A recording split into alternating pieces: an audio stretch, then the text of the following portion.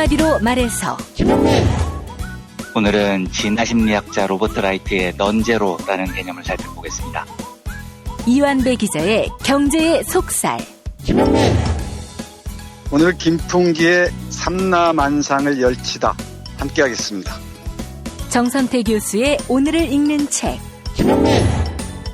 네, 오늘은 독일에 안 계신 안철수 선생님에 대해 말씀드리겠습니다. 김성애 보좌관의 답정너.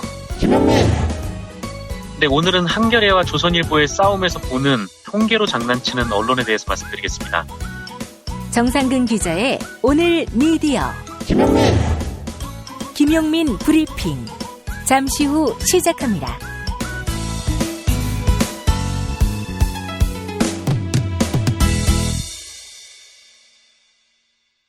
친애는 영도자 김용민 동지께서는 늦은 밤 외로움에 씹을 거리가 필요한 인민들을 위하여, 그리고 시원한 맥주 한 잔에 곁들일 가벼운 안주가 필요한 인민들을 위하여 바보 상회의 건어물 5종 세트 판매를 허락하시었다. 씹을수록 고소하고 달달한 아귀 꼬리포, 최근 품절 사태까지 발생한 최고 인기의 오징어 잎, 쫄깃하면서도 질기지 않은 오징어 참 스틱, 술안주의 국가대표 먹태와 반건조 오징어까지 바보 상회의 마른 안주 5종 세트에 씹는 맛은 자유한국당을 제외하고는 당연 대한민국 최고의 맛이 될 거라며 위대하신 지도자 김용민 동지께서 치솟는 기쁨을 감추지 못하시었다. 바보 상회의 건어물 5종 세트, 가장 저렴한 가격에 구매하고자 한다면 김용민닷컴.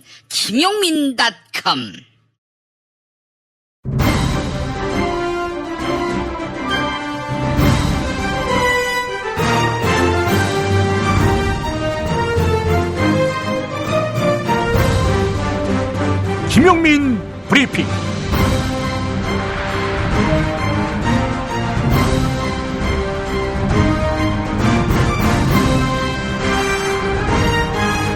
(2018년 8월 24일) 금요일입니다.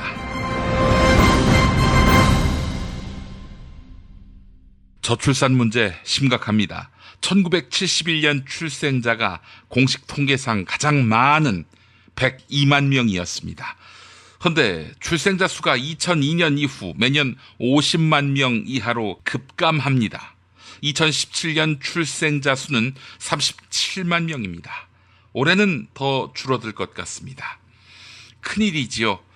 올해 대학 입학 정원이 48만 명 정도 되는데, 이 정원이 유지된다면 작년에 태어난 아이들이 모두 대학에 갈 때는 10만 명 이상 정원이 남습니다. 특단의 대책이 필요합니다. 자유한국당이 대안을 내놓았는데 그동안 늘 무시했지만 이번만은 귀가 솔깃했습니다. 아이를 낳는다면 1인당 1억씩 주자, 이겁니다. 1인당 1억씩, 여러분 어떻습니까? 3명 낳으면 3억씩 주는 셈이 되는 거지요. 여성 가슴 확대 수술 때 세금을 깎아주면 저출산 문제 해결된다는 그런 엉뚱한 주장보다 훨씬 더 현실적입니다. 1명 낳으면 1억씩, 극약 처방이 될 이 유인책이 비난과 조롱은 받을지언정 확실한 대책이 될 수 있을 거라 생각합니다. 제가 이 이야기하는 이유는 기본소득 때문입니다. 일자리 문제가 골칫거리지요. 사용자 입장에서 답을 찾다 보면 늘 이런 고민은 헛바퀴만 돌게 돼 있습니다. 노동자에게 주는 일자리 받아라, 받기 싫으면 말고, 이래서는 안 된다는 겁니다. 일자리에도 발상의 전환이 필요합니다. 일자리란 사용자로부터 월급 받는 노동자, 이런 구도 속에서만 존재하는 게 아닙니다. 스스로 일자리를 만들어 지속가능한 생계를 유지하는 것도 길입니다. 그러려면 당장 내일 먹고 살 것을 걱정하지 않는 구조가 선행돼야 합니다. 그것은 바로 기본소득으로 해결할 수 있습니다. 기본소득이라, 그거 아무 일도 안 하고 돈 받는 거 아니야?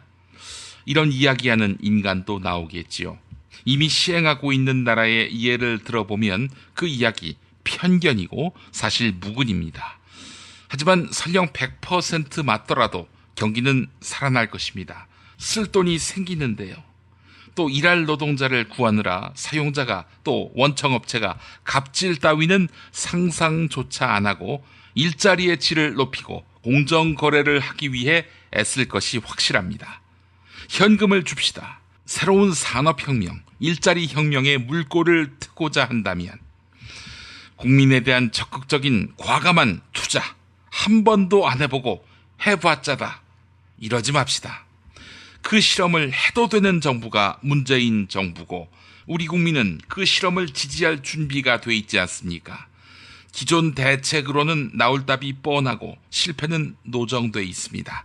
지금은 혁명적 발상의 전환이 필요할 때입니다. 자, 일요일 김용민 브리핑 공개방송 안내입니다. 냉전이 해체되면 어떤 먹을거리가 우리 민족을 기다리고 있을까? 통일시대의 새로운 경제 공동체. 네, 이분의 프리젠테이션 받아보시죠. 김진향 개성공단 지원재단 이사장을 초청한 김용민 브리핑 공개방송. 일요일 낮 2시 서울 충정로 벙커원입니다. 탈모인 여러분, 샴푸 살 땐 반드시 천연 99% 이상, pH 5.5, 피부 자극 1% 미만인지 확인하세요. 2, 3일에 머리 하나 더 빠지는 걸 우습게 보지만 2, 3년이면 정수리만 1000개 차이 납니다. 그렇지만 샴푸로 머리가 나진 않으니 이미 빠진 곳은 어쩌냐고요? 뿌리 깊은 샴푸 두피 영양제가 있습니다. 보건복지부상, 에이펙 최우수 기술상, 발모 촉진 조성물 특허 99%의 효과, 식약처 인증으로 부작용 없는 유일한 모낭 영양제. 가격도 세트로 구입하시면 두피 모발, 피부 개선까지 하루 330원. 뿌리 깊은 샴푸 쇼핑몰에서 기적의 사용 후기도 검색해보세요. 1566-7871. 올해는 책의 해라고 하지요. 오는 9월 수원 행공동이 책 놀이터로 변신합니다. 전국의 지역 출판사들이 만든 맛깔난 책들이 한자리에 모이고 어린이 책 난장, 누구나 책방, 북아트마켓에서 나만의 힙한 아이템을 찾을 수 있는 곳. 온 나라 지역 책들의 한마당 2018 수원 한국지역 도서전이 9월 6일 행궁광장에서 시작됩니다. 책과 함께 놀아볼까요? 이 캠페인은 사람이 반가운 도시 휴먼시티 수원과 함께합니다. 스페이드 퀴즈입니다. 돌잔치, 채순잔치, 가게홍보, 체육대회, 창사기념일. 정답! 기념품! 문제를 끝까지 들으셔야죠. 이럴 때 사용하는 판촉물이나 기념품, 답례품, 단체 선물 등을 취급하는 전문업체로서 국민을 위해 제대로 일하는 언론과 정당에 후원을 하는 판촉물 전문업체는 어디일까요? 정답! 네피알! 네? 어디라고요? 네피알! 네, 정답입니다. 판촉물이나 단체 선물이 필요할 때 이왕이면 우리 편 회사 네피알을 찾아주세요. 인터넷 검색창에 네피알을 치시거나 032-519-4800으로 전화주시면 친절하게 상담해드립니다. 그런데 상품은 뭔가요? 네피알에 가서 고르세요. 3만 가지가 넘는 물품이 있어요.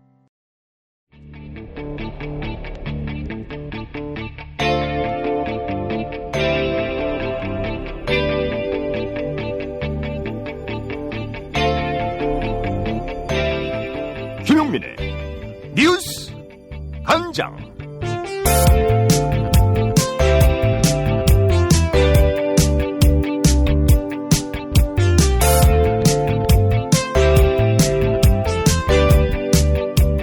촛불 집회가 한창이던 2016년 11월 더불어민주당 추미애 대표는 군이 계엄령을 준비하고 있다는 정보가 돌고 있다, 이렇게 발언한 바 있죠. 실제로 국군 기무사령부가 계엄령 검토 문건을 작성한 것으로 드러나면서 추미애 대표의 발언이 재조명되기도 했는데요. 추미애 대표가 계엄령 관련 제보가 들어왔던 2016년 당시 상황을 회고했습니다. TBS 라디오 김어준의 뉴스공장에 출연한 더불어민주당 추미애 대표 발언 들어보시죠. 기무사 계엄령 얘기하셨으니까 그때 이제 사람들이 굉장히 뜨악했어요. 계엄령? 이런 얘기 이렇게 뭐 종편이나 보수 매체에서는 뭐 근거도 없이 허위사실 얘기한다고 공격도 많이 했고 그리고 뭐 그 촛불을 들고 나왔던 분들 중에는 그럴 수 있을지도 몰라는 불안감도 가졌고 하지만 대다수는 설마 이렇게 했거든요. 근데 지금 되돌아보면 그때 그 얘기 안 했으면 큰일 날 뻔했어요. 큰일 났죠. 어떻게 알고 그 얘기 하신 거예요? 그때. 우선 그 상황이 비상하니까 그 비상한 상황을 미리 경고하고 관리해야 되는 저의 그 역할, 야당의 당수로서의 역할. 그건 뭐 역사적으로 예전에 60 민중항쟁 때 김영삼 대통령이 되시기 전에 이제 그런 역할을 한 것이고 8.7 체제에서 마찬가지로 이 비상한 그 상황에서 이제 눈에 띄게 위기감 같은 게 보였어요. 그게 뭔가 제보 같은 게 또 있었습니까? 네. 그리고 그런 그 제보들 그러니까 제보들의 소스를 제가 추적해서 시간을 가질 여유가 별로 없이 그 제보에 대해서는 추후에 맡기기로 하고 우선 제보가 신뢰할 만한 제보가 들어왔는데 이게 이럴 법하다는 정도로 구체적이고 지금 말하지 않으면 큰일 나겠다. 위기감이 드셨고 그래서 지금처럼 문건 다 가져와봐. 그때는 문건 나올 리가 없죠. 나올 리도 없고 그러니까 그게 중요한 게 아니고 이제 눈앞에 전개되는 이 현실 아마 그 3차 촛불 집회 이후일 거예요. 그리고 저는 그 촛불 집회 그 다음 날 이제 이 수많은 그 국민들의 이 함성과 박근혜 대통령이 판단하고 있는 상황의 인식에 큰 갭이 있다고 느끼고 이 갭이 너무 크기 때문에 국민들이 잘못하면 굉장히 불행한 사태마저도 박 대통령을 스승치 않을 성격일 수 있다라고 생각이 돼서 이제 영수회담 제의한 건데 그게 안 돼서. 그러니까 영수회담 제의할 때 이미 그런 얘기는 들으셨고. 안 돼서 제가 이제 그걸 말해야 되겠다. 공개적으로. 일단. 그런데 국군기무사령부가 계엄령 검토 문건을 작성한 것은 당시 박근혜 대통령의 지시가 있었기 때문 아니냐 이런 의혹에 힘이 실리고 있습니다. 박근혜 대통령 탄핵안이 국회를 통과한 2016년 12월 9일 조현천 당시 국군기무사령관이 청와대를 방문한 것으로 드러났기 때문입니다. 기존 관례에 따라 기무사령관의 청와대 방문은 대통령과의 독대로 해석되는데요. 조현천 전 기무사령관의 청와대 방문을 단독 보도한 한겨레 20일 하어영 기자는 박근혜 전 대통령도 수사 대상에 올려야 한다. 이렇게 목소리를 높였습니다. YTN 라디오 이동형의 뉴스 정면 승부에 출연한 하어영 기자 그리고 진행자 이동형 작가의 일문일답 들어보시죠. 당시가 이제 대통령 직무가 정지되는 상태란 말이죠? 예. 그런데 왜 독대를 했을까? 여기서 핵심적인 사안은요, 오늘 밝혀진 내용입니다. 일단은 들어간 기록만 보면, 탄핵안 가결이 되기 이전에 조현천 사령관이 나온 기록이 있다라고 하는 거거든요. 예. 여기서 중요한 것은 그러면 탄핵안 가결이 되기 직전에 조현천 사령관이 나온 것이 그러면 이게 핵심적인 팩트냐? 그것은 아니고요. 그 당일날, 핵심적인 당일날 박근혜 대통령을 만났다는 것이 팩트고요. 여기서 중요한 것은 또 중요한 거는요. 11월부터 이미 기무사령부는 본인들이 만드는 문건에서 그 계엄을 언급을 합니다. 계엄을 언급하기 시작해서 이것을 어떻게 실행할 것인가에 대해서 청와대와 교감을 해야 한다는 문건 내용이 등장하기도 하고요. 그 중간에 12월 9일이 등장하고요. 12월 9일 그 탄핵안이 의결된 날이 있고요. 그 이후에 12월 9일부터 본격적으로 계엄과 관련된 군 투입과 관련된 논의가 국방부하고 군과 기무사에서 시작되게 됩니다. 그리고 아까 질문하셨던 내용을 조금 더 보전해 설명을 드리면은요. 기무사령관이 본인이 했다, 내가 했다라고 손을 들고 지금 나서고 있는데요. 그게 말이 안 되는 지점이 어떤 지점이냐면 합참에 갔다가 합참에서 거절을 받고, 그러니까 거절을 당하고 육군 참모총장을 기무사 계엄령의 사령관 주체로 넣거든요. 이 사실이 저희들이 이제 이미 보도한 그 내용이고요. 그러면 계엄을 위해서 그 지금 조현천 사령관은 합참과 육군을 동시에 갔다라는 얘기예요. 근데 이렇게 동선이 드러날 정도로 협의를 진행을 하는 게 조현천 사령관의 혼자 힘으로 가능한 것인가? 에 대해서는 이건 불가능하다. 지시 없이는. 예. 청와대 방문하고 나오고 난 뒤에 합참을 방문하고 이랬다는 거죠? 그렇죠. 그렇게 하고 난 다음에 합참의 거절이 됐고 합참에서는 말하자면 소극적인 협조가 있었죠. 소극적인 협조라면 사실상 거절이고요. 그 이후에 1월에 알려진 대로 기무사 계엄령 문건 준비와 실행 준비를 위한 TF가 기무사령부 내에 거짓 이름으로 만들어지게 됩니다. 그러면서 나중에 문건에 합참 의장이 배제되고 육군참모총장이 계엄사령관을 맡는 그런 것으로 문건이 작성됐고요. 예, 그게 하나의 로드맵처럼 일사불란하게 움직이게 됩니다. 그렇다고 한다면 합리적으로 봤을 때 기무사령관이 청와대에 들어가서 대통령하고 독대하고 나서 어쨌든 이런저런 문건들, 특히 문제가 되는 전시계엄 및 합수 업무 수행 방안 이런 문건이 만들어졌으니까 네네. 당시 이 탄핵으로 위기감을 느낀 박근혜 청와대가 이 기무사령관에게 이런 걸 한번 검토해봐라 라고 지시하지 않았을까? 이렇게 지금 기자님 보고 계시는 거죠? 예, 합리적 의심이 충분히 가능하고요. 예. 다시 돌아가서 12월 9일 그 즈음, 그러니까 11월부터 12월 사이에 나온 문건을 보면 이미 이 국회 탄핵뿐만 아니라 헌법재판소 탄핵 심판까지 염두에 두고 있었다는 것을 우리는 이제 이미 확인한 바가 있어요. 그래서 그 중간에 12월 9일에 기무사령관이 청와대에 들어갔고 관저에 갔다는 것이 매우 중요한 것으로 확인이 된 겁니다. 그럼 지금 야당에서 주장하고 있는 계엄 문건도 아니고 아무것도 아니다. 그냥 한번 만들어 본 것이다. 이거하고는 배치되는 것이고 지금 하호영 기자가 취재한 부분을 다 연결해 보면 결국은 대통령의 지시로 은한 이 기무사의 친위 쿠데타 구상 이렇게 떨어지는 거 아니겠습니까? 일단 비상계획이다. 이게 컨틴전시 플랜이다라고 이야기를 하려면은요. 조현천 기무사령관은 누구를 찾아갔어야 하느냐면 황교안 총리 그러니까 권한대행을 찾아가는 게 맞고요. 예. 그리고 본인이 할 수 있는 일은 사실은 비상계획 컨틴전시 플랜이 아니고요. 본연의 업무입니다. 본연의 업무라면 방첩이나 군사정보나 대정부 정보 기능과 관련된 논의를 해야 하는 것이죠. 그러니까 이게 계엄령 문건이 만들어지고 그 내용이 충격적이라고 해서 계엄령을 기무사령부가 이렇게 기획할 수 있느냐까지 야당이 주장하는 것은 무리라고 봐야겠죠. 국회 환경노동위원회가 정의당 이정미 대표를 고용노동소위원회에서 배제했습니다.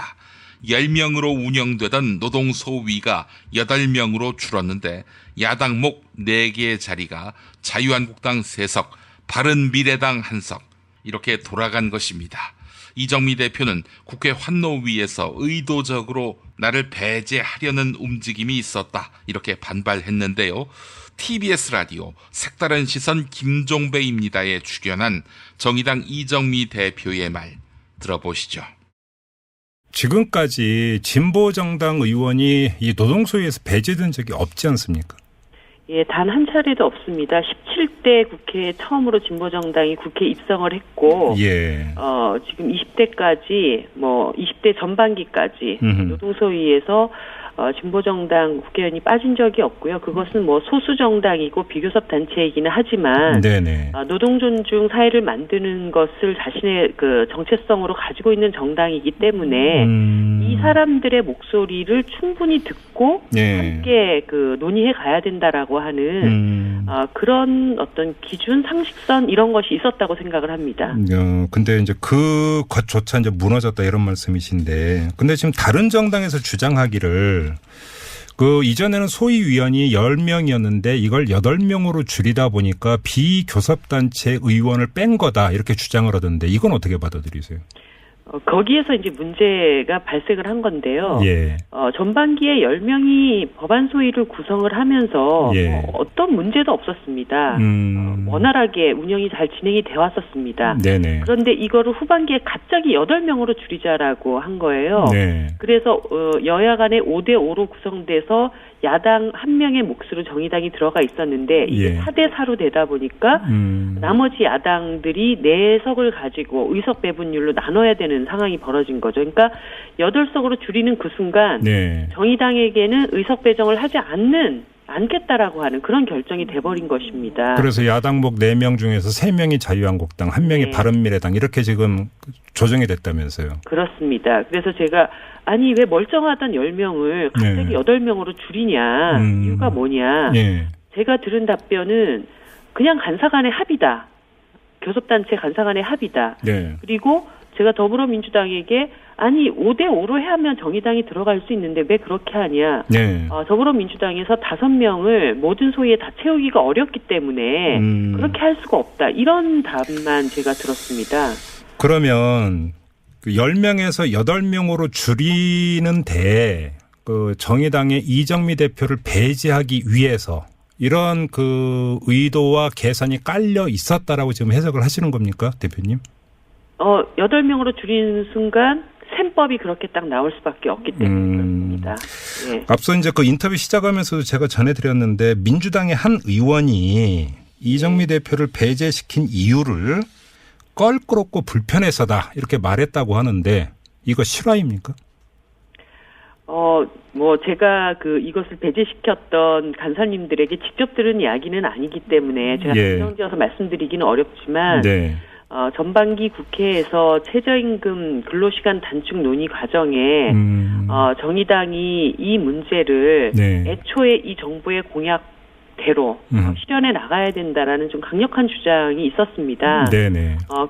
그런 과정을 한 차례 또 거쳤고 지금 후반기 국회에 자유한국당의 경우에는 이 최저임금을 훨씬 더 계약하는 법률안을 지금 내놓고 있는 상태거든요. 네. 예를 들어서 분야별, 지역별로 최저임금을 차등 적용하자라고 하면서 최저임금 취지를 무색하게 만드는 법을 내놨다든지 또 집권 여당 안에서는 주 52시간제를 보완하겠다면서 탄력근무제를 확대하자라는 어떤 안을 내놓으신 분들도 있습니다. 네. 그러니까 한마디로 노동존중 사회로 나가기 위해서 개선돼야 될 안들이 오히려 환경노동위원회 안에서 이렇게 가로막힌 이런 상황에 놓였을 때 네. 제가 그것에 대해서 좀 강력하게 문제 제기를 해왔고 또 후반기에서도 이런 법안을 처리를 할 때 전반기와 같이 정의당의 그런 목소리가 나올 것이다라고 하는 것을 염두에 둔 네. 그런 것이 아니겠는가라고 하는 것을 추측은 해볼 수 있는 것이죠. 일각에서는 어떤 얘기까지 지금 하고 있냐면 민주당과 정의당의 밀월 관계가 깨졌다 이런 진단까지 하고 있던데 이건 어떻게 받아들이세요? 민주당과 정의당은 밀월 관계 없었고요. 네. 이 문재인 정부는 촛불 정부다. 촛불 시민들이 함께 만들어낸 정부다라고 하는 것이 일관된 정의당의 입장이었습니다. 예. 그렇기 때문에 문재인 정부의 성공은 민주당의 사명이 아니라 촛불 시민 모두의 사명이고 정의당의 사명이기도 합니다. 예. 그런 점에서 이 정부가 잘 될 수 있는 방향에는 적극적으로 협력을 했고 촛불 시민의 어떤 명령에서 후퇴하는 방향으로 갈 때는 정의당 입장에서 우리 목소리를 내고 비판을 해왔습니다. 네네. 그런 점에서 밀월 관계가 깨졌고 붙었고 이런 게 아니라 네. 정의당의 원래 사명대로 앞으로 나가는 것이 임무라고 봅니다.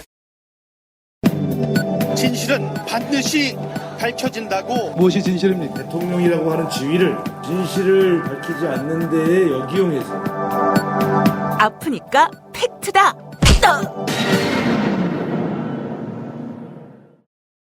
지난해 음식점 10곳이 문을 여는 동안 9곳 넘게 문을 닫았다? 이런 보도가 여러 매체를 통해 나왔습니다. 2017년 음식점업 신규 사업자 대비 폐업 신고 비율이 92%에 달해 6년 만에 최고치를 기록했다는 것입니다. 일부 언론들은 자영업이 흔들리고 있다며 경기 침체를 강조했는데요. 소상공인들은 경기 부진과 여러 제도 변화가 겹치면서 영업이 힘들어졌다 이렇게 말합니다. KBS와 인터뷰한 소상공인연합회 이근재 부회장 말 들어보시죠. 급격한 최저임금 이상과 또 근로시간 단축으로 인해서 회식도 너무 없어지고 또 우리 인건비 부담이 많다 보니까 우리 음식업이 너무 힘듭니다. 하지만 CBS 노컷 뉴스는 음식점 10곳이 문 열었을 때 9곳이 문 닫는 현상은 비단 지난해에만 국한되지 않는다 이렇게 지적합니다. 통계청에 따르면 음식점업의 신규 사업자 대비 폐업률은 꾸준히 90% 내외였습니다. 2007년부터 2013년까지 7년 동안은 연속해서 90%를 넘기기도 했는데요. 2007년부터 지난해까지의 평균치는 91%로 나타났습니다. 신규 사업자 대비 폐업 신고 비율이 92%에 달해 6년 만에 최고치를 기록했습니다. 이런 보도 역시 노컷뉴스는 왜곡이라고 강조합니다. 이명박 정부 시절인 2012년엔 이 비율이 94.5%를 기록했기 때문입니다. 중소기업연구원은 우리나라의 자영업자 비율은 경제 규모에 비해 지나치게 높다, 이렇게 진단했습니다. 이에 따라 음식점업 사업자가 겪는 어려움은 오랜 시간 쌓여온 사회 구조적 문제다, 이런 목소리에 힘이 실립니다. 지금까지 아프니까 팩트다였습니다. 다이어트는 결국 먹는 게 문제다! 문제긴 하지. 매끼 식단 챙기기도 번거롭고 빼도 금세 다시 찌고. 아직도 몰라? 비타샵 다이어트를 해봐. 안 그래도 궁금했는데 어떻게 뺀 거야? 몇 개월 한 거야? 몸에는 안 나빠? 물어 뭐래. 비타샵 가봐. 같이 해. 1522-6648 혹은 비타샵을 검색해주세요. 소중한 사람들과 마음을 나눌 때 딱 좋은 술이 있습니다. 청정 제주의 화산암과 비바람을 극복한 오가피 뿌리에서 원액을 추출했습니다. 그리고 60일 동안 발효하고 1년간 저온 숙성해 녹고의 눈물을 완성했습니다. 좋은 술은 1% 인간의 노력과 99% 자연의 선물로 만들어집니다. 몸에 좋고 맛도 더욱 좋은 녹고의 눈물을 김용민닷컴이 가장 저렴한 가격에 판매합니다. 영절 선물로도 좋습니다. 녹고의 눈물.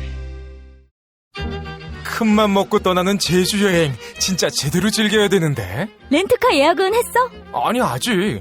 회사도 너무 많고 최저가라고 해도 보험료에 이거저거 추가되면 왠지 속는 느낌이 들어서. 그럼 제주 렌트카 대여 협동조합 JRCR 해봐.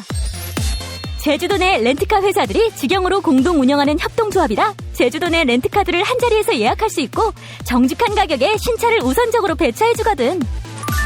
맛집에 갈 때도, 호텔에 갈 때도, 바다에 갈 때도 제주 렌트카 대여 협동조합은 늘 당신의 손발이 되어드립니다. 홈페이지 jrcr.co.kr이나 전화 064-713-2435로 연락주세요. 우리가 살아온 우토로 마을에는 태평양 전쟁 당시 군 비행장 건설을 위해 강제 동원된 조선인들의 아픈 역사가 있습니다. 역사는 더 오래 기억하는 사람들의 것. 역사는 결국 함께 기억할 때 완성됩니다. 우토로 평화기념관 건립을 위해 당신의 참여가 필요합니다. 기억할게 우토로 캠페인 아름다운 재단.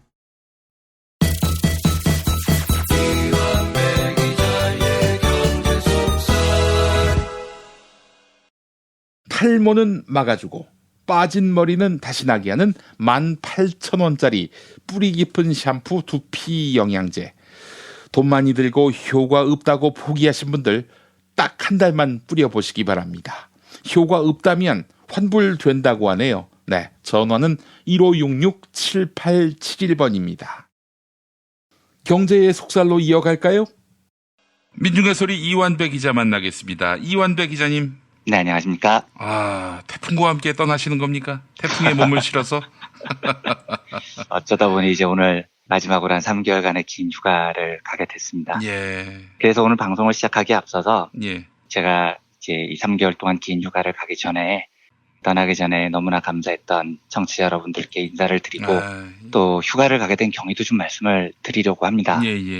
우선 제가 이 방송을 한 2년 8개월 정도를 했는데 저한테는 제 인생에서 제일 행복한 시간이었습니다. 가끔은 진짜로 자다가 깜짝깜짝 놀라서 깰 때도 있었어요. 와, 이 행복을 내가 누려도 되는 건가? 내가 뭐라고 나이 50 다 돼서 어느 날 도둑처럼 찾아온 이 엄청난 행복을 좋아만 해도 되나, 뭐 이런 불안감에 쌓인 적도 있었습니다. 네, 저는 사실 성격이 굉장히 소극적이어서 친구가 별로 없거든요. 그렇다고 몇몇의 소수의 친구를 깊게 사귀는 성격도 아니에요. 쉽게 말씀드리면 그냥 친구가 별로 없는 사람입니다. 그런데 제가 예를 들어서 뭐 방송에서 가끔 언급하는 김종철 정의당 원내대표 비서실장은 저와 그분의 관계가 실제로 그렇게 친하냐? 그렇지 않아요. 사실 요 관계는 일방적인 짝사랑 관계에 가깝습니다. 제가 종철이를 좋아하고 따라다니는 거고요. 종철이걔는 저에 대해서 상당히 시큰둥해요. 그래서 실제로 예전에는 별로 저를 만나주지도 않았거든요. 그런데 김용민 브리핑에 출연한 이후에는 만나달라고 하면 만나주더라고요. 워낙 이 방송을 들으시는 분들이 많으니까 야 네가 거기 출연한다고? 그러면 뭐 싫지만 만나줄게 뭐 이런 식으로 만나줍니다. 갑자기 얘기하다 보니까 열이 좀 받긴 하네요. 아무튼 저는 현실 세계에서는 친구가 많은 사람이 아닙니다. 그런데 2년 8개월 동안 방송을 하면서 정말 의지가 되는 수많은 벗들을 만난 느낌이었습니다. 이렇게 오랜 기간 동안 많은 분들이 친구가 돼주신 것이 저는 참 이렇게 너무 좋더라고요. 그래서 매우 행복했습니다. 다시 한번 진심을 다해서 저하고 민중의 소리라는 작은 매체의 좋은 친구가 돼주신 많은 분들께 감사의 말씀을 정말로 드립니다. 예. 오해를 하나 풀고 넘어가자면 혹시 김용민 PD님께서 혼자서 휴가를 일주일 가신 것에 대해서 너무 삐져서 장기 휴가를 낸 것 아니냐라고 묻는 분도 계시던데 전혀 아닙니다. 네, 그거는 정말 농담이었고요. 제가 휴가를 길게 신청한 이유는 정리를 좀 하고 싶어서였어요. 2년 반 넘게 방송을 하는 것을 돌아보면 제가 알고 있는 거, 제가 생각하고 있는 것에 비해서 너무 많은 이야기를 함부로 떠들었더라고요. 변명을 하자면 매일 방송을 해야 되는 입장이었기 때문에 때로는 알고 있는 거나 내가 고민하는 것에 비해서 좀 많은 이야기를 하게 된다는 한계도 있었습니다만 아무리 그래도 본인이 가지고 있는 크기에 비해서 너무 많은 것을 떠드는 게 절대 좋은 일일 수는 없는 겁니다. 그래서 어떨 때 보면 제가 방송에서 막 뭔가를 떠들었는데 청취자분들께서 알려주세요. 기자님 그거 2년 전에 방송에서 말씀하셨던 거예요. 이렇게 이야기를 해주십니다. 진짜 창피한 일이죠. 물론 중복해서 할 수도 있지만 중복했다는 사실을 알고는 있어야죠. 기자가 최소한 자기가 뭔 브리핑을 했는지 기억을 못할 정도로 떠들어댔다는 건 이게 전혀 옳은 일이 아닙니다. 매우 참담한 상황이 된 거죠. 그래서 정리를 좀 하고 싶었습니다. 그동안 고민만 하고 결심을 못했던 건데 방송에서 제가 말을 했던 내용을 2, 3개월 동안 책으로 정리하는 작업을 해볼까 합니다. 제가 무슨 말을 떠들고 다녔고 또 저는 제가 한 이야기를 어떻게 머릿속에서 정리해야 되는지 이걸 기록이라는 작업으로 다시 돌아보려고 하는 겁니다. 근데 제가 이 멀티태스킹, 동시 동작에 무지하게 약해요. 그러니까 한 번에 두 가지 일을 정말 못합니다.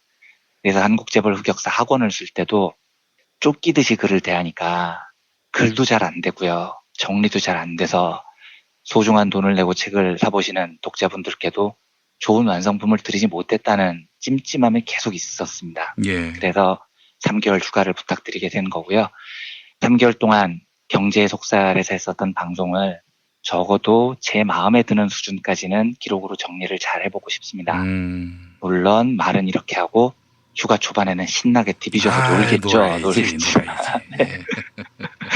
하지만 어쨌든 이 3개월을 잘 조율을 해서 적어도 책이라는 것으로 독자님들을 만나기 전에는 제 스스로만이라도 만족할 만한 정리된 원고를 만들고 싶어요. 그래서 이 작업이 끝나면 또 청취자 여러분들과 김용민 PD님께서 허락해 주신다면 3개월 뒤에는 조금 더 정리된 사람으로 돌아올 수 있었으면 합니다. 이 정도로 제가 3개월 휴가 가는 것에 대한 정말 그동안에 감사했던 마음과 이런 것들을 담아서 인사를 대충 신상 발언을 마치겠습니다.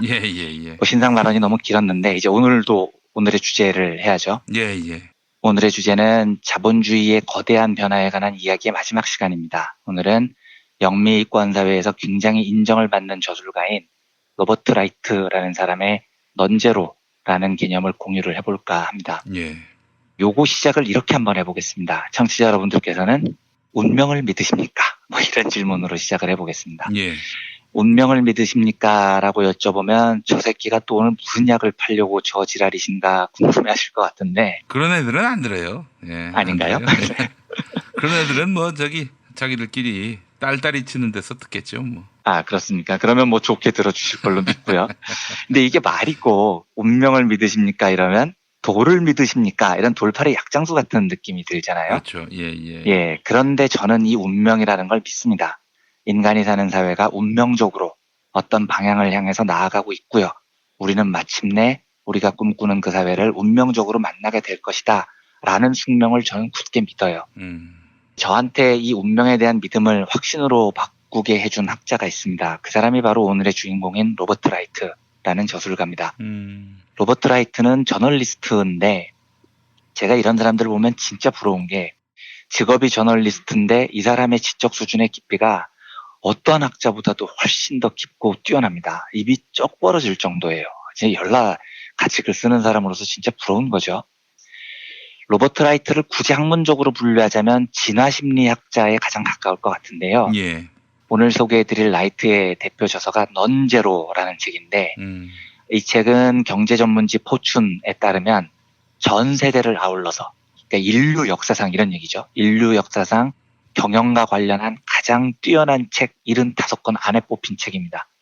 실제로 저도 이런 평가에 동의를 해요. 이 넌제로라는 책을 보면 정말로 놀라운 역사에 대한 통찰과 인류 문명에 나아갈 바를 설파를 합니다. 근데 이제 물론 읽기가 쉽지는 않습니다. 책이 700페이지에 육박하기 때문에 읽다가 눈 돌아가는 그런 부작용도 좀 있죠. 그런데 이 넌제로라는 책의 부제가 저를 굉장히 놀랍게 했습니다. 제가 아까 운명을 믿으십니까?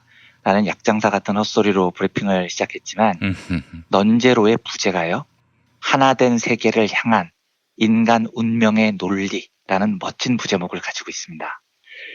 라이트가 제시하는 넌제로라는 말은 우리가 보통 제로섬 게임 뭐 이런 말을 많이 쓰잖아요. 예. 제로섬은 레스터 서로라는 경제학자가 제로섬 사회라는 책을 쓰면서 널리 알려진 경제 용어인데 게임에서 승패의 합이 항상 0이다 이런 뜻입니다. 이 말은 우리가 살고 있는 사회에서 누군가가 이기면 누군가는 반드시 그만큼 진다는 뜻입니다. 이익을 보는 자가 있으면 반드시 누군가는 그만큼 손해를 본다는 뜻이죠.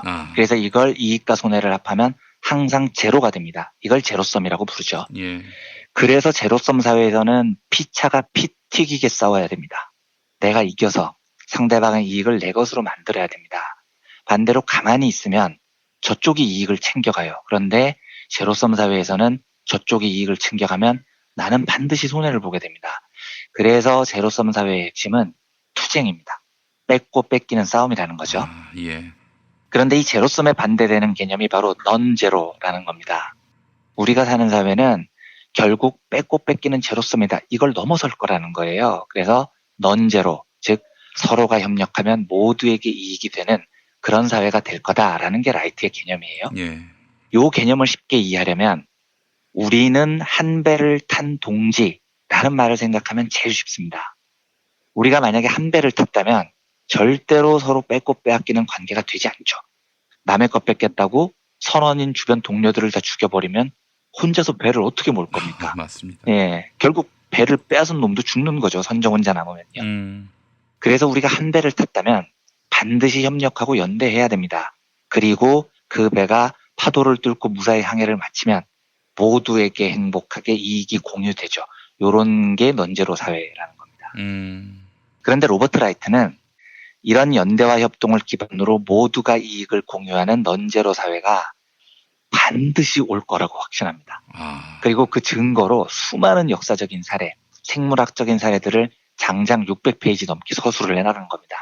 이걸 오늘 다 말씀드릴 수 없지만 간단한 예로 단순한 사회일수록 혼자 살아도 괜찮아요. 근데 복잡한 사회일수록 연대와 협동은 필수적이 됩니다. 예를 들어서 생물학적으로 보면요. 아메바 같은 단세포는 그냥 살면 돼요. 그런데 세포가 복잡한 고등생물이 되잖아요. 세포끼리 서로 돕고 살아야 됩니다. 모든 세포가 한 생명체 안에서 한 배를 탄 동지가 되는 거죠. 그래서 세포는 연대하고 연결돼 있습니다. 그래야 고등동물이 되는 겁니다. 뇌는 밥을 먹으라고 지시를 하는데 위장이 밥 먹는 걸 막 거부하고 자빠져 있으면 이건 고등동물이 아닌 거죠. 우리가 인간이라는 고등동물이 될 수가 없습니다. 사회도 마찬가지예요. 단순한 사회일수록 혹은 고립된 사회일수록 그냥 혼자 살아도 됩니다. 그런데 고도화된 사회일수록 사회 구조가 복잡해질수록 협력이나 연대는 필수 조건이 됩니다. 사회 구성원들이 한 배를 탔다는 심정으로 서로 넌제로 상태를 만들지 못하면 그 사회가 절대로 고도화된 사회를 유지하지 못한다는 거죠. 예. 그래서 라이트는 우리가 사는 사회가 언젠가는 제로섬을 넘어서서 넌제로 사회가 될 거라고 확신하는 겁니다. 이 책의 부제인 하나된 세계를 향한 인간 운명의 논리라는 말이 여기서 나오는 거죠. 조금 어려운 말로 하면요. 경제 결정론이라는 말이 있습니다. 이건 마르크스의 개념인데요. 쉽게 말씀드리면 경제가 정치를 규정한다라는 뜻이에요. 그런데 이 개념이 잘못 해석이 되면 역사의 흐름이 뭔가 운명처럼 정해져 있어요. 이런 식으로 해석이 잘못됩니다. 그래서 운명론, 결정론 이런 게 돼버리죠. 왜냐하면 마르크스 주장은 자본주의가 고도로 발달하면 발달할수록 정치 시스템이 그걸 견디지 못해요. 그래서 결국은 정치 시스템의 혁명이 일어납니다. 사회주의 혁명이라는 거겠죠. 마르크스의 이야기니까요. 그런데 이 말을 잘못 해석하면 운명론이 돼버립니다. 결국 인간은 가만히 앉아 있어도 되는 겁니다. 경제가 발전하다 보면 언젠가는 사회주의 혁명이 벌어지겠지. 뭐 이런 뜻이 돼버린다고요. 근데 좀 이상하잖아요.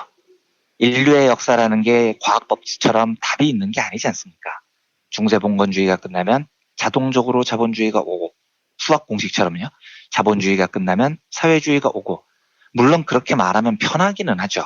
그런데 상식적으로 인류 역사가 그럴 수는 없는 거예요. 이 복잡한 사회가 공식처럼 정해진 답으로 움직일 수는 없습니다.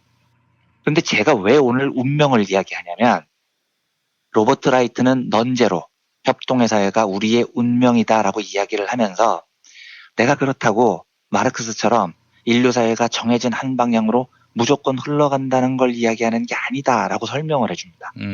그러면 라이트는 우리의 운명을 어떻게 설명하느냐? 이 설명이 참 멋져요. 한번 읽어보겠습니다. 예. 내가 말하는 운명이란 어떤 것일까? 지금으로부터 10년 혹은 50년 아니면 100년 뒤 이 세계가 정확하게 이런 세상이 될 것이다 라는 이야기를 하려는 것일까? 아니다. 나는 이게 무조건 벌어지는 불가피한 일이라고 말하는 게 아니다. 벌어질 가능성이 매우 높다는 것을 말하려는 것이다. 그렇다면 가능성이 높다고 말해야지 운명이라고 말하는 건 속임수가 아니냐라고 반론할 수도 있다. 하지만 생각해보라. 양귀비 씨의 운명이 양귀비 꽃이 되는 것이라고 말하는 게 과연 속임수인가? 물론 양귀비 씨 중에 양귀비 꽃이 되지 못하는 녀석들도 있다. 베이글 위에 토핑으로 올라가는 불행한 양귀비 씨도 있다. 하지만 양귀비 씨는 양귀비 꽃이 될 가능성이 매우 높다. 그리고 양귀비 씨의 관점에서 보면 양귀비 꽃이 되지 못한다는 것은 결국 대재앙을 맞는다는 것을 뜻한다. 쉽게 말해 죽음을 맞이하게 된다는 뜻이다. 그래서 우리는 양귀비 씨는 양귀비 꽃이 되도록 설계됐다고 말할 수 있는 것이다. 이렇게 말합니다. 예. 그러니까 연대와 협동, 넌제로라는 인간의 유전자는 양귀비 씨앗 같은 거라는 거죠. 그래서 우리는 양귀비 꽃이 될 거라고요. 그게 우리 인류의 운명입니다. 물론 때로는 양귀비 씨가 꽃이 되지 못하기도 해요. 빵 위에 토핑으로 먹혀버리기도 합니다. 하지만 그렇게 된다면 라이트의 견해는 그건 우리 인류가 곧 죽음을 맞이한다는 뜻입니다. 양귀비 씨가 양귀비 꽃이 되지 못한다는 건 죽음이니까요. 그래서 우리가 서로 연대하고 서로를 위하고 아끼고 한 배에 탄 동지로 여겨야 된다는 겁니다. 그게 우리 인류의 운명이기 때문에 그렇습니다. 제가 그 선물 경제학이라는 걸 이야기 드리면서 한번 언급했던 찰스 아이젠슈타인 같은 학자는 이게 왜 우리의 운명인지에 대해서 이렇게 설명을 합니다.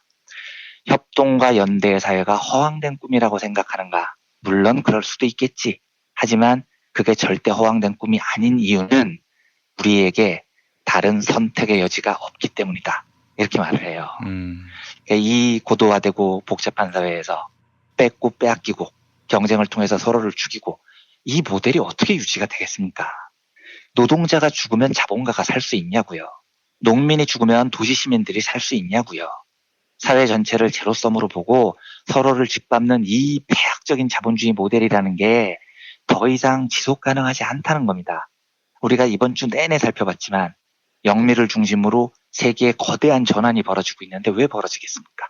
죽이고 죽는 제로섬 모델로는 더 이상 이 세계에 희망이 없다는 걸 절감했기 때문에 이 거대한 전환이 시작되고 있는 겁니다. 그래서 제가 무슨 사이비 종교 사람처럼 이야기를 하지만 우리가 양귀비 씨앗으로 태어났다는 사실을 굳게 믿어야 돼요. 그리고 우리는 언젠가 양귀비 꽃이 될 겁니다. 왜냐? 양귀비 씨로 태어났으니까요.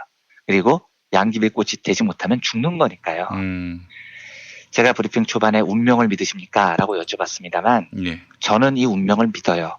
물론 제 살아생전에 그런 좋은 세상이 안 올 수도 있죠. 근데 제 살아생전에 안 오면 또 어떻습니까? 내 생애가 아니더라도요. 내 자식들, 내 손주들이 사는 세상이 연대와 협동을 기반으로 한 넌제로 사회가 된다면 행복한 겁니다. 그러면 이제 우리는 기꺼이 양귀비 씨앗이니까요. 꽃을 피울 때까지 노력하고 투쟁할 수 있는 거죠. 뭐 사이비 종교처럼 마무리를 해서 죄송합니다만 우리 모두 하나된 세계를 향한 우리 인류의 운명이라는 이 넌제로의 부재를 믿었으면 좋겠습니다. 그리고 이 운명을 지켜나갔으면 좋겠습니다. 양귀비 꽃으로 만나는 날을 함께 꿈꾸고 고대하고 뭐 그런 거죠. 3개월 동안 긴 휴가를 떠나는데 휴가 기간 동안 제가 떠들었던 내용들을 최선을 다해서 잘 정리해 보겠습니다. 모쪼록 정치자 여러분들 건강하시고 행복하시기를 진심으로 소망합니다. 그리고 정말로 진심으로요. 오랫동안 저 같은 사람에게 그리고 민중의 소리라는 작은 매체에게 좋은 벗이 돼주시고 친구가 돼주시고 동지가 돼주셨던 모든 분들께 정말 진심으로 감사하다는 말씀을 꼭 드리고 싶습니다. 네, 우리 이완배 기자님처럼 따뜻한 시선으로 공동체의 미래를 신뢰하는 이런 분을 휴가를 당연히 보내드려야지만은 그 3개월 없는 동안 어떻게 세상이 바뀔지 더 나빠지는 것은 아닌지 하는 그런 걱정도 있고 좀 그렇습니다, 사실. 제가 뭐라고 답을 해야 될지 모르겠네요. 김용민 PD님께서 과분한 평가와 과분한 존중을 저한테 보여주셔서 그것도 너무 감사드리고요. 네. 그거보다는 분탕질 치는 인간들이 더 망쳐놓는 것은 아닌가 하는 그 염려가 있고 말이죠. 그렇습니다, 사실. 어쨌든 이 연대와 협동이라는 운명으로 그 작은 분탕질을 넘어서서 3개월 뒤에 저도 좀 잘 정리돼서 돌아오겠고요. 저희 정치자분들도 건강하게 더 좋은 세상을 꿈꾸면서 그렇게 다시 만날 수 있으면 좋겠습니다. 예, 알겠습니다. 우리 이완배 기자님과 3개월 후 다시 만날 것을 약속하면서 휴가를 보내드리겠습니다. 예. 자, 이완배 기자님 건강하게 즐겁게 그리고 아주 내실 있게 휴가 다녀오시기를 바라겠습니다. 고맙습니다. 네, 감사합니다. 부모님의 생신이나 기념일엔 이제 다들 아시죠? 오직 부모님만의 주인공으로 하는 세상에 다시 없을 고품격 회고록을 민중의 소리가 특별 제작해드립니다. 한평생 가족을 위해 헌신해 오신 부모님을 위해 아주 오래 기억에 남을 뜻깊은 선물. 기억의 책 만민보 지금 바로 신청하세요. 문의전화 1877-1419 1877-1419 민중의 소리.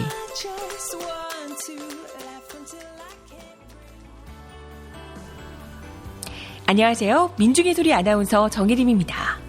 이명박근혜 정부 그 혹독했던 시간을 견뎌내고 촛불로 민주주의를 바로 세워낸 자랑스러운 여러분 곁에 언제나 민중의 소리가 함께 있다는 거 알고 계시죠?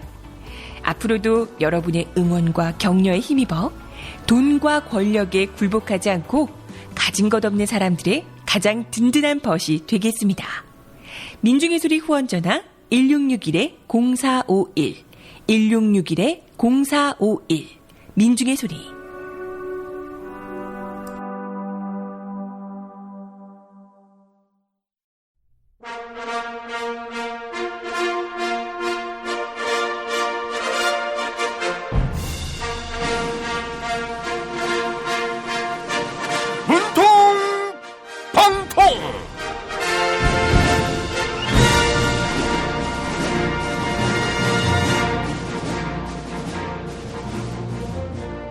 대통령 문재인입니다.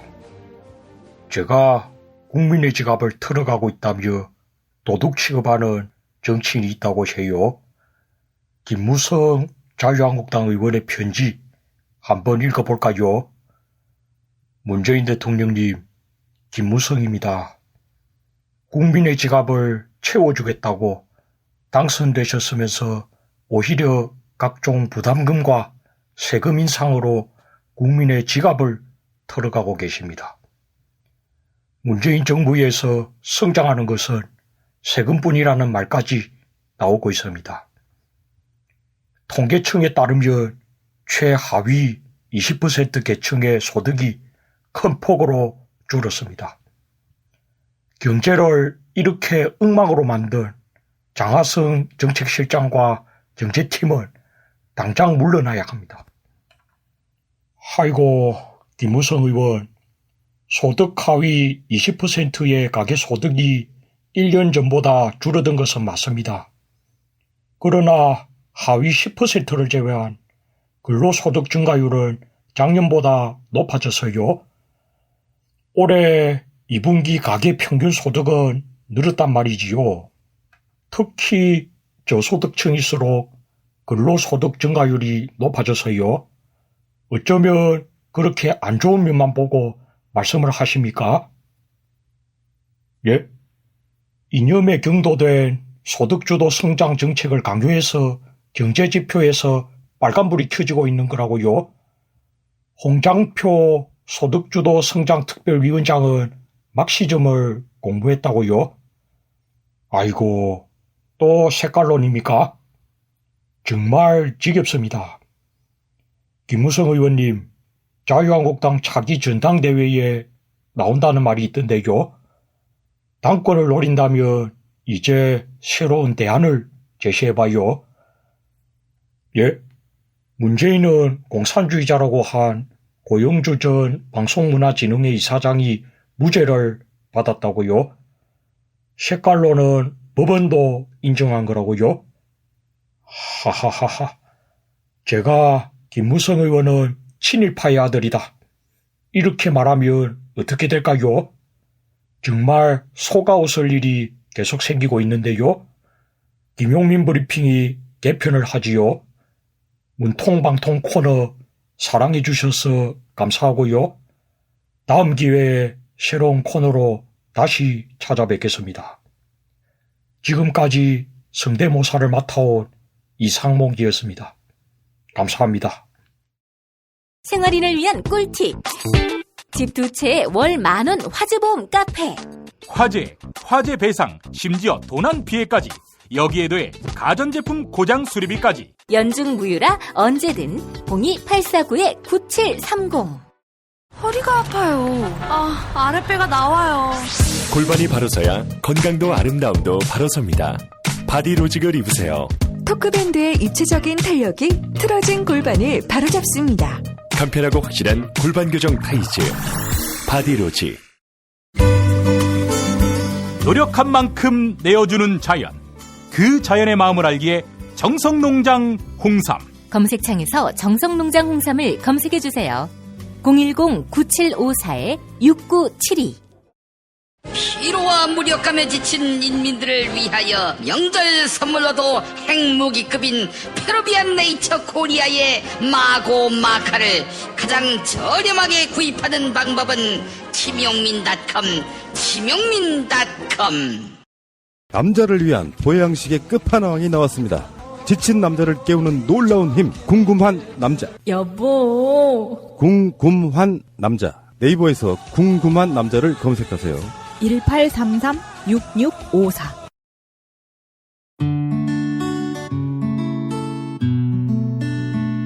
당신과 내가 좋은 나라에서 그 정의로운 나라 그곳에 산다면 난 그냥 좋아서 웃기만 할 거예요.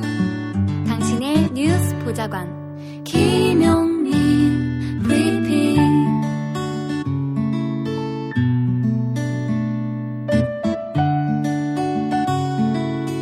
대한민국 뉴스 브리핑의 선두주자 김용민 브리핑.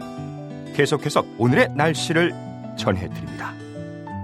날씨입니다. 태풍 솔릭은 오늘 새벽 전북 서해안에 상륙한 뒤 8월 24일 금요일 오전 현재 내륙을 관통하고 있습니다. 전북 지역의 예상 강수량은 50에서 150mm, 최대 순간 풍속은 초속 30에서 40m가 될 것으로 예상됩니다.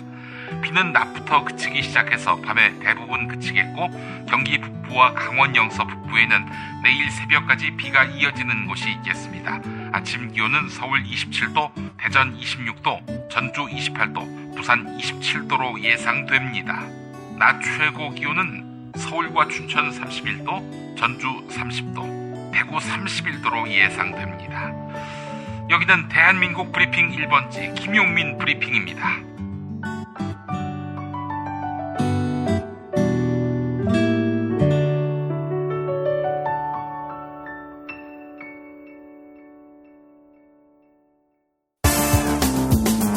오늘을 읽는 책, 문학평론가인 국민대학교 국문학과 정선태 교수와 함께합니다. 국민대학교 한국어문학부 국어국문 전공 정선태 교수님 함께하겠습니다. 교수님. 네, 안녕하세요. 네, 교수님. 태풍이 오기 전에 저희가 녹음하고 있는데, 옥체를 보존하셔야죠. 아이고, 왜 이러십니까?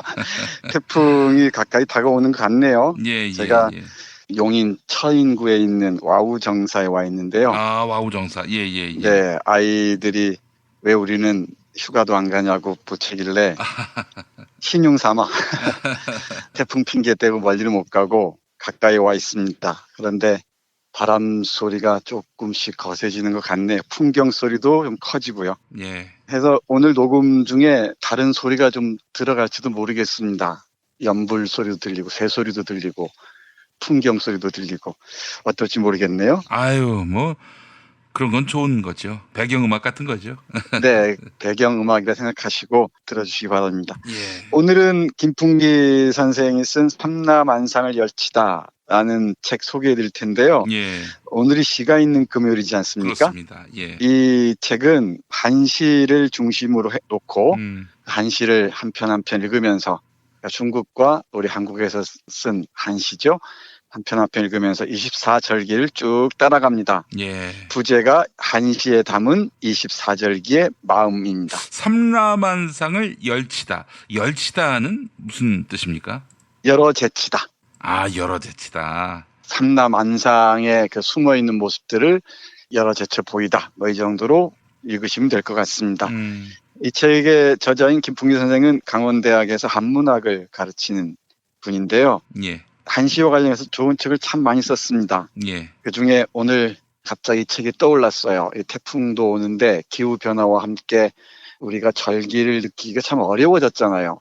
그리고 이 태풍이 이번 태풍도 그렇지만은 점점 우리가 예측하는 범위를 벗어나서 어쩌면 초겨울에도 태풍을 우리가 맞이해야 될지도 모른다고 얘기하지 않습니까? 예. 그리고 점점 계절의 변화를 우리가 민감하게 느끼는 능력이 떨어지는 것 같습니다. 생각해보면 겨울 지나서 바로 여름이 오는 것 같고 그 사이에 있는 봄이나 가을은 휘발돼 버린 것 같다는 생각을 하기도 해요. 그게 인간이 자연에 저지른 잘못이 우리에게 하나씩 응징을 하는 게 아닌가 싶기도 해서 조금은 씁쓸하기도 합니다. 예. 이 책의 서문에 해당하는 글머리에를 보면은 이렇게 적혀 있습니다. 절기의 변화는 우리 선조들이 읽어낸 우주의 질서 중에 하나다. 거대한 우주에 우리 삶의 뿌리를 튼실하게 박고 살아가던 시절에는 우리의 몸 역시 절기의 변화에 반응하여 바뀌었다. 절기를 잊고 사는 우리는 이제 우주의 뿌리 박은 우리 몸을 잊어버렸다. 거대한 인간은 그렇게 왜소해졌고 우주와 호흡하던 성스러운 인간은 그렇게 비속해졌다. 시계 바늘의 움직임에 부산을 떨고 달력의 숫자에 의해 생활이 지배된다. 그러고 보니 참 슬프기 그지없는 삶이다. 네, 이렇게 적었습니다. 예. 절기와 동떨어져서 살기 시작했고요. 그리고 점점 계절의 감각을 잊어가는 것 같습니다. 예. 시골의 삶이나 도시의 삶이나 마찬가지죠. 근데 제가 어렸을 때만 해도 세시풍습이랄까요? 이 절기를 상당히 민감하게 받아들였던 것 같습니다. 그런데 우리 요즘 절기가 무엇인지 잘 의식하지 않잖아요. 춘분이나 이추 정도만 얘기하지. 절기는 정확하게 4계절을 봄, 여름, 가을, 겨울을 6등분해서 6절기씩 24절기로 나뉘죠. 태양이 가는 길 황도를 기준으로 해서 나뉘는데 오늘 녹음하는 오늘이 바로 처서입니다. 이 처서는 더위를 처분한다는 뜻이라고 하네요. 더위를 잘 보내고 이제 가을을 맞이하라는 거죠. 입추, 처서, 백로, 추분, 한로, 상강 이렇게 이어집니다. 오늘이 처서인데 음력으로 하면 내일이 7월 백중이죠. 음력 절기들도 우리가 다 잊어버렸습니다. 양력에 의해서 서양식 캘린더에 의해서 우리 삶이 다 조절당하고 있는 것 같습니다. 이 책 읽어보시면 정말 훌륭한 한시들과 함께 절기의 변화와 우리의 삶의 관계 하나하나 보실 수 있을 것 같습니다. 예. 오늘 처서이니만큼 이 처서와 관련된 시 한두 편 함께 읽어보겠습니다. 예. 이연적이라는 조선 중기의 아주 유명한 문인이었죠. 이연적 선생이 쓴 글 숲속에 살며 중에서 그 무위는 아무것도 하지 않는다는 뜻입니다. 예. 한시여서 한문으로 읽어야 되는데 이 번역으로 읽는 것 양해해 주시기 바랍니다. 예. 읽어보겠습니다. 만물이 변하는 건 일정한 모습이 없나니 이 한 몸 한가한 것도 스스로 때에 따르는 것. 근래 들어 점점 일하는 힘 줄어들어 길이 청산을 마주하고도 시를 짓지 않는다. 이랬습니다. 이 계절의 절기의 변화를 보면서 만물이 변화해 가는 것을 보고요. 그리고 거기에서 나도 이제 농번기에서 벗어난다는 얘기죠. 조금씩 한가해진다는 상황들을 하나하나 그리고 있습니다. 처서면은 옛사람들은 모기의 입이 삐뚤어지는 때라고 얘기를 했습니다. 예. 조금씩 바람이 차가워지니까 모기도 이제 입이 삐뚤어져서 사람을 물지 못한다는 예. 그런 이야기도 있었습니다. 참 정밀하게도 옛사람들은 대개 절기가 15일마다 돌아오지 않습니까? 이걸 다시 3등분해서 5일마다 그 변화를 아주 예민하게 감지했다고 합니다. 근데 우리의 그 몸의 감각 능력이 뚝 떨어져서 이제 우리는 그 감지 능력이 굉장히 떨어졌죠. 예. 그래서 그 정도로 예민하지 못한 것 같습니다. 해도 이런 책 읽으시면서 그 계절의 변화를 하나씩 떠올려 보는 것도 의미가 있지 않을까 싶어요. 예. 좀 더 보겠습니다.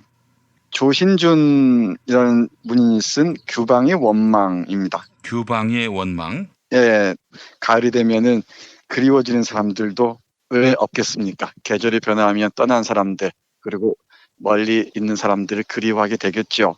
그 시 한번 잠깐 읽어보겠습니다. 오원절구인데요. 5글자씩 4구로 되어 있습니다. 가을 바람에 푸른 잎 시들듯 옷 같은 눈물에 붉은 뺨 사가 내립니다. 수척한 이 내 몸 오직 그대 탓인데 그대 돌아오시면 당연히 저를 버리시겠지요. 이랬습니다. 계절이 바뀌면은 또 사람의 마음도 바뀌지 않겠냐라는 원망이 서린 그런 시로 읽으시면 좋을 것 같습니다. 참 좋은 작품들이 많아요. 그리고 여기 이 작품에 대한 해설들도 김풍기 선생의 해설들도 아주 잔잔하고 깊은 울림을 남깁니다. 한 편 더 보겠습니다. 예. 이춘영 선생이 쓴 한시입니다. 붉은 소매에 부는 서풍 한스럽게도 어쩌질 못하는데 고개 돌리자 화려한 시절은 이미 찾기 어려워라. 처량한 시절 뒤 늦가을 부채 끊어질 듯 이어지는 근심의 새벽녘 다듬이 소리. 노래하고 춤추던 옛날 일 그만두었고 달빛 아래 등불 그림자 외로운 마음 비춘다. 인간의 성쇠 모두 이와 같으니 너를 위해 오늘 아침 흔들리는 눈물 소매 적신다. 이랬습니다.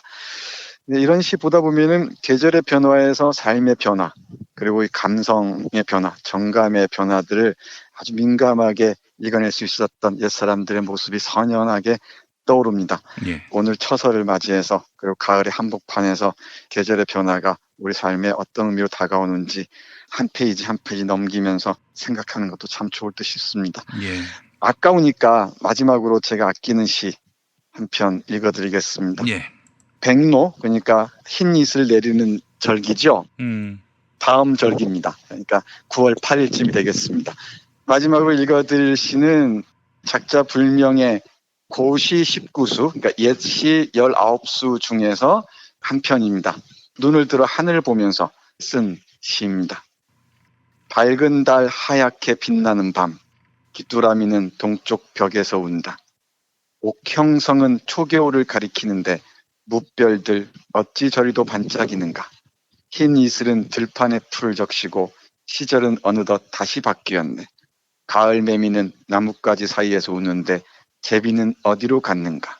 옛날 나와 함께 하던 벗들은 드높이 날아올라 날개를 떨치면서도 손잡고 지내던 좋은 정이 생각지 않고 남겨진 발자취처럼 나를 버렸네. 남쪽엔 기성, 북쪽엔 투성 있지만 견우성도 멍에를 매지 않는구나. 반석 같은 튼튼한 우정 진실로 없나니 헛된 명성 또다시 무슨 이익 있으랴. 계절, 밤하늘 바라보면서 인간의 마음의 변화까지 읽어내고 있는 시입니다. 이제 가을이 또 어쩔 수 없이 깊어질 텐데요. 계절의 변화를 시로 읊은 이 작품들 하나씩 읽어보시면서 또 새로운 절기 맞이하시기 바랍니다. 예. 제가 이 시가 있는 금요일 하면서 한 시는 읽어드린 기억이 없어요. 오늘 모처럼 골랐는데 여러분들 어떻게 들으셨는지 모르겠습니다. 예. 알겠습니다. 아이고, 정선태 교수님과 함께 태풍이라는 악조건 속에서 시가 있는 금요일, 오늘 또 이렇게 교수님께 좋은 시를 추천받았습니다. 교수님 감사합니다. 네, 고맙습니다.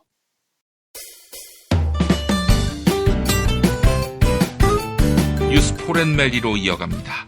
김용민 트위터에서는 매일 설문조사가 진행되고 있는데요. 문재인 대통령의 명예를 훼손한 혐의를 받고 있는 고영주 전 방송문화진흥회 이사장이 1심에서 무죄를 선고받았습니다. 2013년 고영주 전 이사장은 문재인은 공산주의자다. 문재인이 대통령이 되면 우리나라가 적화되는 건 시간 문제다. 이렇게 주장했는데요. 재판부는 고영주 전 이사장이 의견을 표명한 것이고 문재인 대통령을 모욕하려는 의도가 없었다. 이렇게 판단했습니다.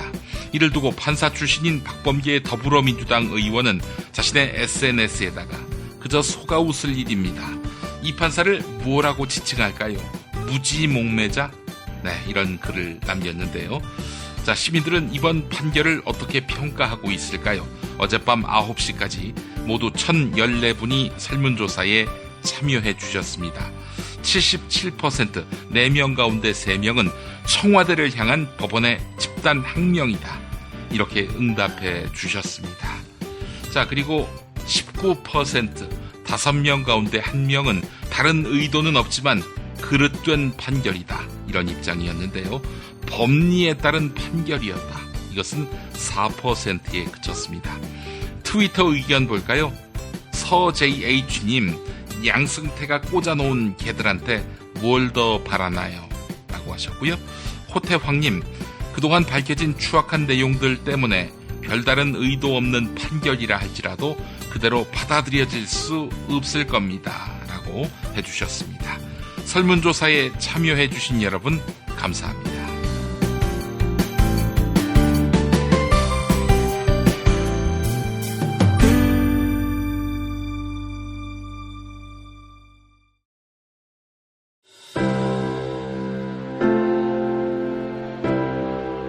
이전에 상상할 수도 없었던 새로운 국면이 조선 대지의 지축을 움직이고 있습니다.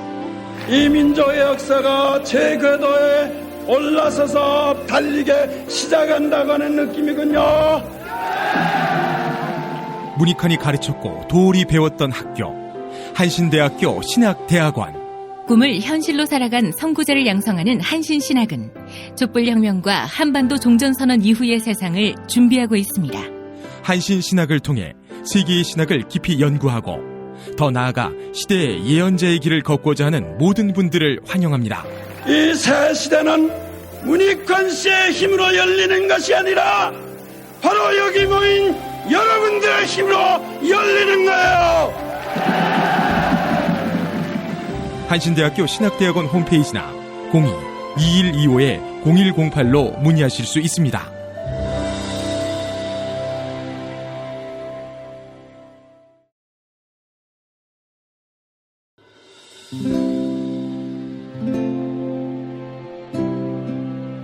문익환 목사님은 우리 남북 관계에 있어서도 큰 정기를 마련해 주셨습니다.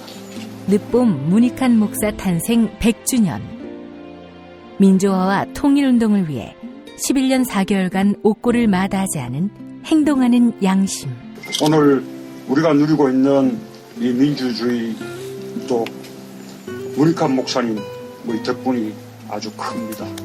그가 24년 동안 살았던 서울 강북구 인수복로 통일의 집이 6월 1일 문익환 통일의 집 박물관으로 거듭납니다.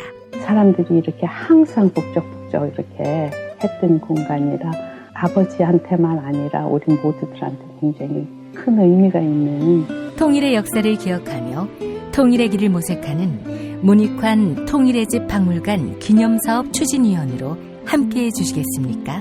이건 단지 어떤 유가족들의 유산이 아니라 우리 시대가 가지고 있는 유산이기 때문에 자세한 안내는 포털 사이트에서 문익환 통일의 집을 입력해 주세요.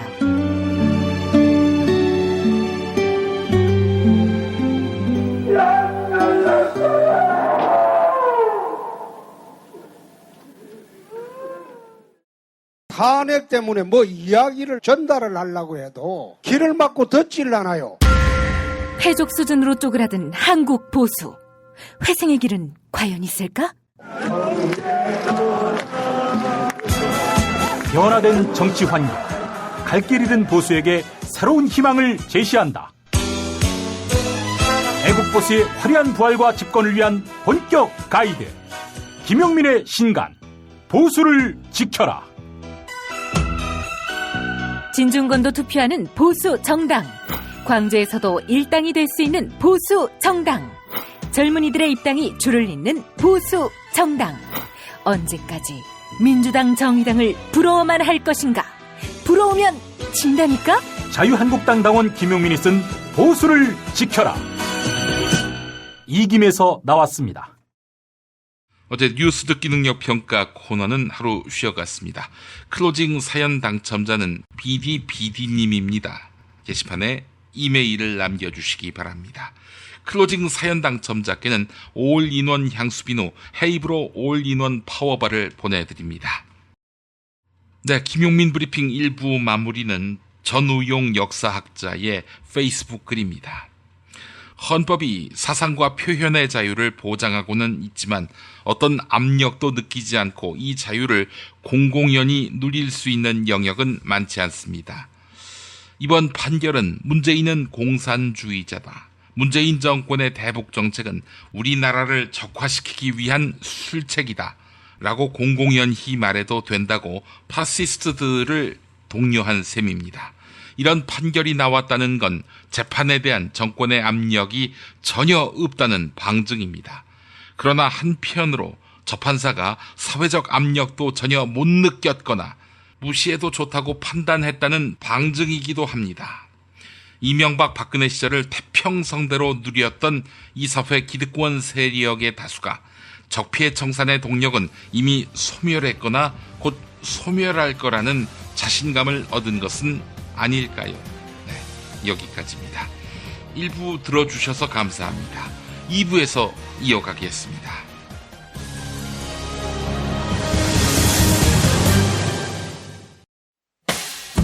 김용민 브리핑과 함께한 시간 어떠셨어요? 다음 시간에도 보다 바르고 알차며 즐거운 정보로 여러분을 찾아가겠습니다. 팟캐스트 포털 팟빵에서 다운로드하기, 구독하기, 별점 주기, 댓글 달기로 응원해주세요. 잊지 마세요. 다운로드하기, 구독하기, 별점 주기, 댓글 달기.